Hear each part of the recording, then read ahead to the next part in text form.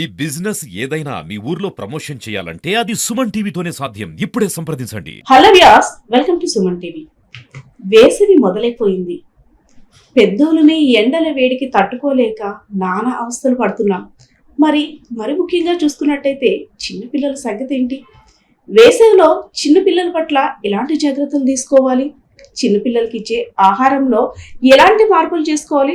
So ఇలాంటి questions అన్నిటికి కూడా మనకి ఆన్సర్ చెప్పేందుకు మన ముందైతే ఉన్నారు చిన్నపిల్లల వైద్య నిపుణులు వెంకట పద్మ హాస్పిటల్స్ అధినేత డాక్టర్ వెంకటేశ్వరరావు గారు ఉన్నారు. ఆయన అడిగి మనమైతే మరిన్ని విషయాలు అడిగి తెలుసుకుందాం. సో సమ్మర్లో పిల్లలు ఎలాంటి బట్టలు వేసుకుంటే వేసవి వేడిని తట్టుకోగలరు? జనరల్గా సమ్మర్లో ప్రధానంగా ఇబ్బంది పడేది ఏంటంటే చెప్పాను కదా, వాడి శరీరం నుంచి పోయే స్వెట్ 1.5 టైమ్స్ ఎక్కువ పోతుంది. కాబట్టి న్యాచురల్గా పిల్లవాడు కంఫర్ట్ ఫీల్ అవ్వాలని చూస్తాడు. ఆ స్వెట్ కూడా అబ్జర్వ్ అవ్వాలి. మనం లినెన్ అలాంటివి ఏమైనా క్లాత్ వాడామనుకోండి, లైనన్ అలాంటివి, నైలాన్ అలాంటివి ఏమైనా సిల్క్వి అలాంటి ఏమైనా బట్టలు వేసుకున్నారనుకోండి, చెమట రాదు, చెమట పోదు.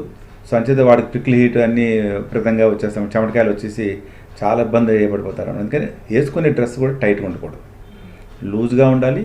కాటన్ దుస్తులు వేసుకోవాలి. వాడికి బాడీలోకి ఎయిర్ ఫ్రీగా వెళ్ళడానికి అవకాశము ఇచ్చుకోవాలన్నమాట. అది ఎప్పుడైతే పూర్తిగా డ్రెస్సెస్ ప్యాంటు చొక్కా అలాగే పూర్తిగా కవర్ చేసుకున్నాం అనుకోండి, ఈవెన్ న్యాచురల్ ఎయిర్ వెళ్ళకపోవడమే కాకుండా సన్లైట్, మినిమం సన్లైట్ కూడా మనకి శరీరానికి అవసరం. ఎందుకోసం మన శరీరంలో విటమిన్ డి తయారవ్వాలంటే మినిమం సన్లైట్ ఎక్స్పోజర్ కూడా అవసరం పడుతుంది అనమాట. ఇప్పుడు ప్రజెంట్ మన పిల్లల్లో ఆల్మోస్ట్ 94% ఆఫ్ ది పిల్లలకి ఈ విటమిన్ డి లోపం అన్నది యాజ్ డాక్టర్స్గా మేము గమనిస్తున్నాం అనమాట. అది ఎందుకంటే విటమిన్ డి అన్నది ఆహారం ద్వారా వచ్చే అవకాశాలు తక్కువ ఉన్నాయి. కాబట్టి నేచర్ ఏమో సన్లైట్ రూపంలో సన్కి ఎక్స్పోజ్ అయితేనే, అది స్కిన్కి ఎక్స్పోజ్ అయితేనే కానీ విటమిన్ డి తయారవదు. అందుకని పైనుంచి కింద వరకు బట్టలు వేసుకొని టోపీ వేసుకొని ఎండలో నిలబడ్డాం, మాకు విటమిన్ డి రాలేదని అనుకోకూడదు. స్కిన్కి ఎక్స్పోజ్ అయితేనే లోపల విటమిన్ డి తయారవడానికి ఆ పాత్వే యాక్టివేట్ అవుతుంది అనమాట. సో ఆ విధంగా తీసుకోవాలి వాళ్ళు.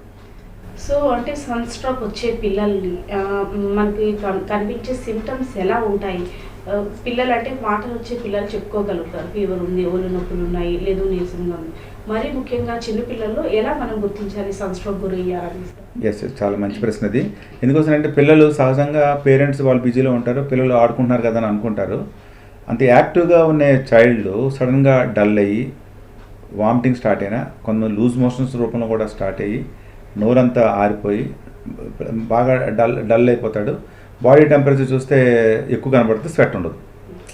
ఇమీడియట్గా పేరెంట్స్ దాన్ని ఇమీడియట్గా గమనించి ఇమీడియట్గా మనకి యాక్షన్లో తీసుకొని రాకపోతే పిల్లవాడు సిక్ అవ్వడానికి, అంటే హీట్ స్ట్రోక్కి గురైనట్టుగా మనం అంచనా భావించి ఇమీడియట్గా మనం యాక్షన్లోకి మనం తీసుకొని రావాలన్నమాట.